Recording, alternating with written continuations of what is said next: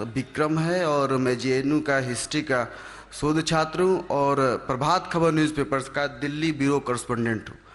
Sir, मेरा सवाल इसी से संबंधित है। दो सवाल है। एक ये कि आपने कहा कि जातिवाद केवल हिंदू धर्म में ज़्यादा माना जाता है, लेकिन कुरान में ये कहा जाता है कि जातिवाद नहीं है। लेकिन आप देखेंगे इस्लाम में तो सैयद है, पठान है, इनको काफ़ी ऊंचा दर्जा दिया जाता है, जबकि जो निम्न जाति के लोग हैं, जो दलित मुसलमान हैं, उनके साथ भेदभाव ज़्यादातर किया जाता है।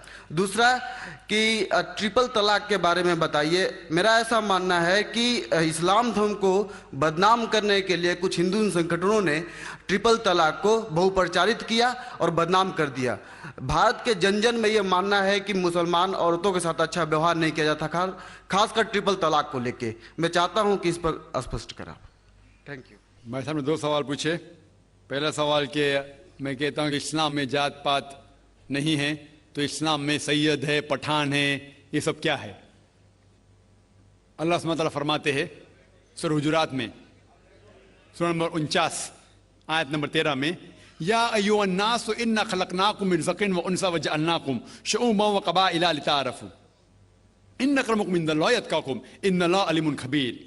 ओ इंसानों, हमने आपको एक जोड़ी से पैदा किया, सिंगल पैर, एक जोड़ी से मर्द और औरत की, और आपको कबीले में तकसीम किया ताकि आप एक दूसरों को पहचान सके, ना कि आप एक दूसरे से नफरत करें। आपको कबाइल में तकसीम किया ताकि आप एक दूसरे को पहचान सके, ना कि आप एक दूसरे से झगड़े या इख्तिलाफ पैदा करें। और सबसे अच्छा इंसान वो है जिसके पास तकवा है। कुरान शरीफ में अल्लाह सुब्हानहू व तआला फरमाते हैं कि इंसान को परखा जाता है ना कि उनकी जायदाद पे, ना दौलत पे, ना रंग के ऊपर कि काला या सफेद, ना अमीर या गरीब, लेकिन तकवे पे।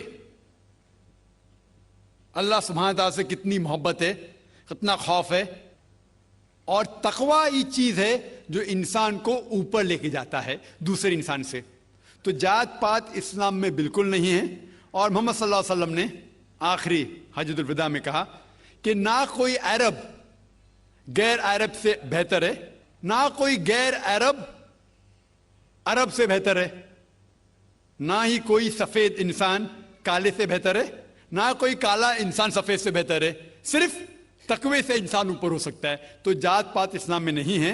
ये तो सरनेम है, खान, पठान, शेख, सैयद, ये सरनेम है। सरनेम मतलब जैसा होता है ना, सरनेम मिसाल के तौर पर इंडिया में कितने लोग का सरनेम है, देसाई सरनेम है, पटेल है, जोशी है, जो भी है, ये सरनेम है। किधर भी कुरान या हदीस में नहीं लिखा गया है कि खान शेख से ऊपर है।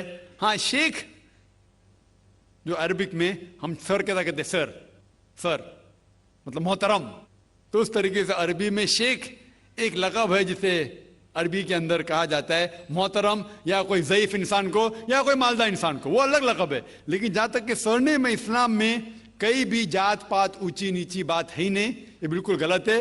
लेकिन मैं जानता हूं कि कुछ मुसलमान देहात में इसको मानते हैं कि मैं पठान हूं तो और ऊंचा हूं, मैं शेख हूं तो ऊंचा हूं, सैयद हूं तो ऊंचा हूं। ये उनकी गलत फहमी की वजह से कुछ मुसलमान, बहुत कम है, लेकिन मैं जानता हूं ये बिल्कुल इस्लाम नहीं कहता है कि इंसान को जात पात के ऊंच नीच के अंदर बनाया गया है।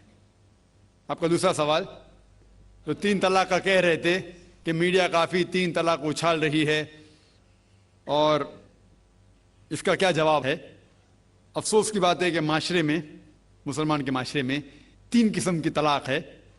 मुसलमान के माशरे में, सोसाइटी में, एक तलाक बिदत, तलाक तलाक तलाक एक साथ में को हो जाती है।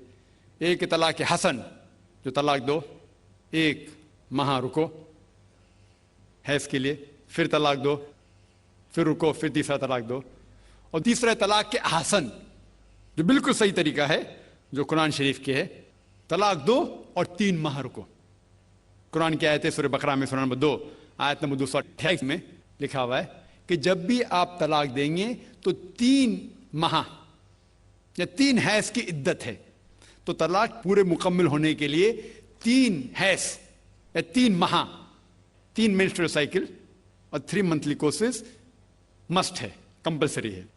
अफसोस की बात है कि ये जो इख्तिलाफ उम्मत में है उसकी एक वजह है ایک صحیح حدیث ہے ابن عباس رضی اللہ عنہ، وہ فرماتے ہیں کہ محمد صلی اللہ علیہ وسلم کے دور میں 3 طلاق ایک ہی مانی جاتی تھی، حضرت ابو بکر کے دور میں 3 طلاق ایک ہی مانی جاتی تھی، حضرت عمر کے پہلے 2 سال کے دور میں 3 طلاق ایک ہی مانی جاتی تھی، لیکن اس کے بعد حضرت عمر رضی اللہ عنہ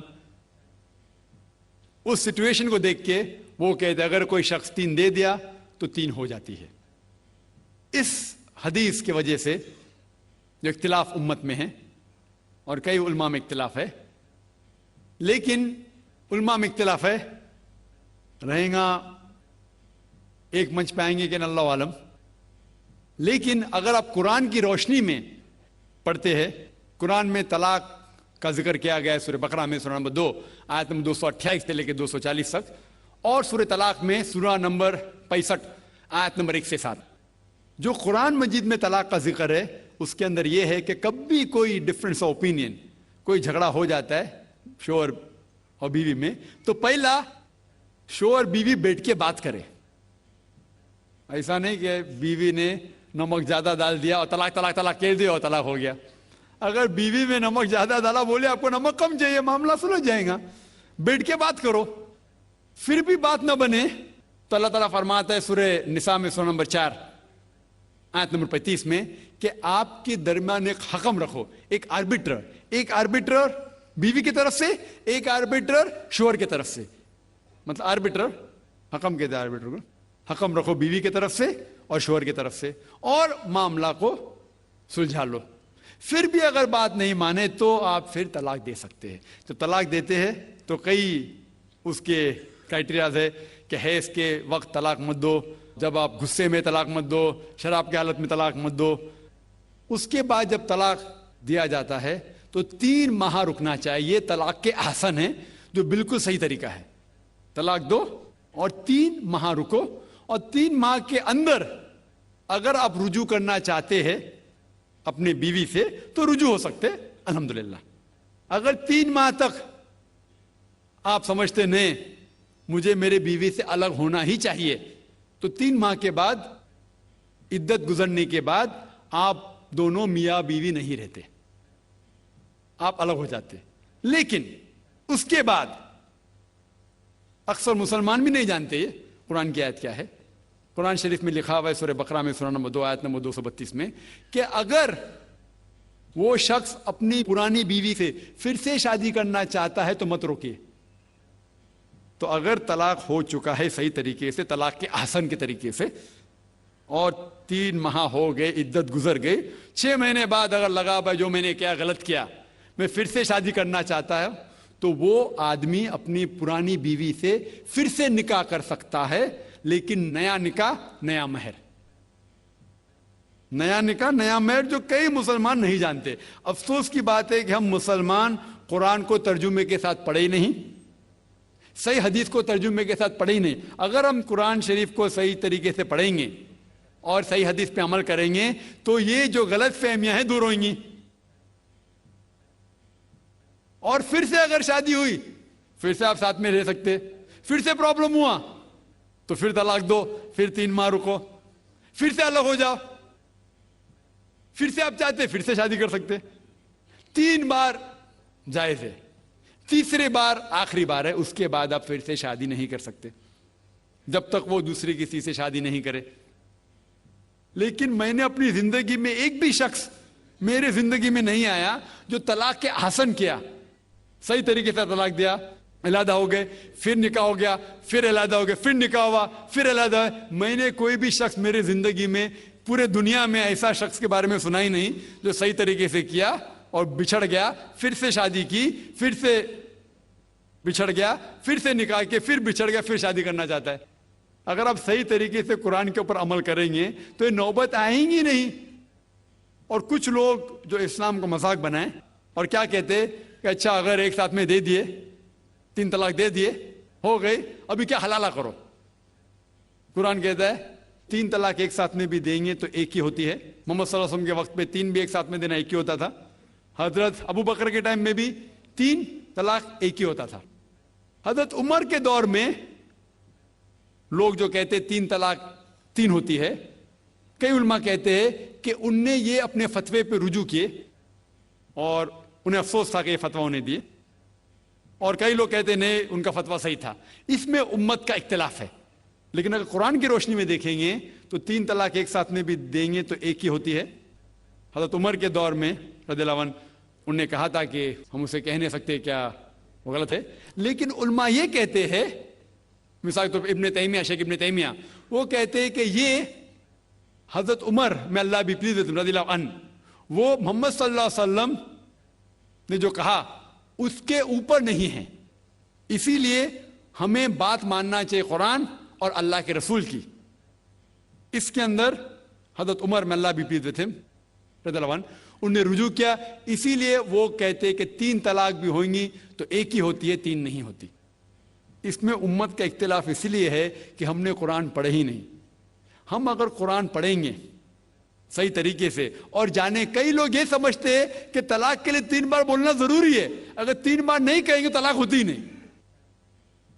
وہ ان کی نادانی ہے, وہ ان کی جہالت ہے. تو ہمیں کیا کرنا چاہیے, یہ میڈیا اچھال رہی ہے, ہم مسلمانوں کو یہ طلاق کا طریقہ جو صحیح طریقہ ہے طلاق کے احسن, اس کو عام کرنا چاہیے, اور یہ کہنا چاہیے کس بنیاد پہ طلاق دی جا سکتی ہے, کب دی جا سکتی ہے, کیسے موقع پہ دی جا سکتی ہے, دینا چاہیے کہ نہیں.